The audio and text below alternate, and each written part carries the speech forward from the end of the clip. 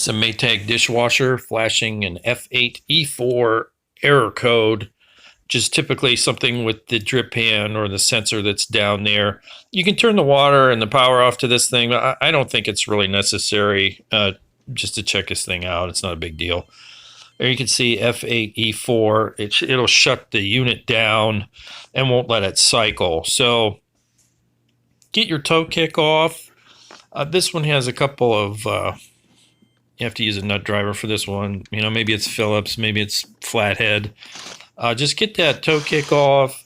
There's probably some insulation behind it, maybe not, but just get everything out of the way so you can access that drip pan.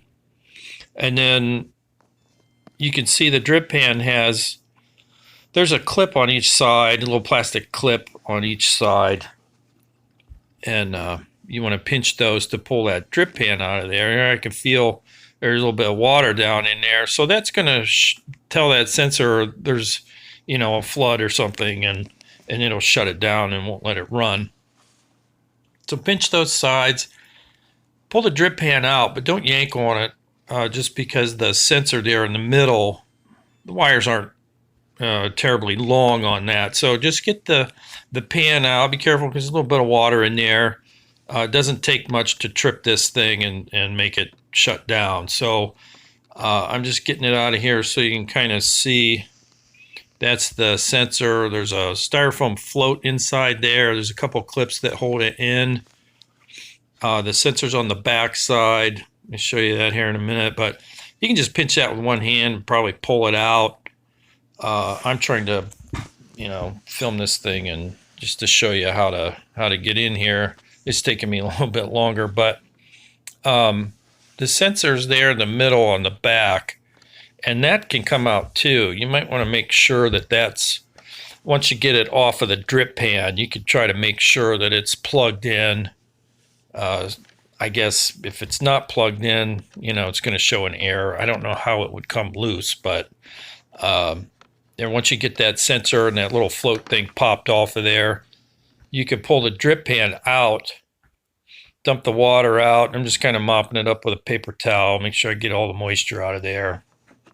And here you can see that little styrofoam float. It just floats up, clicks that sensor, and that tells the unit to shut off. There's water in there. So it's kind of a good safety feature.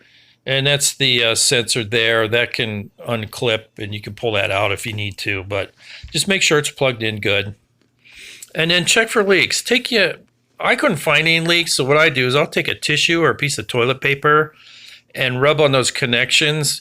And if there's even the tiniest little drop, it'll show up on a tissue or some toilet paper. Sometimes you can't see them. So check it real good. All my connections seem good.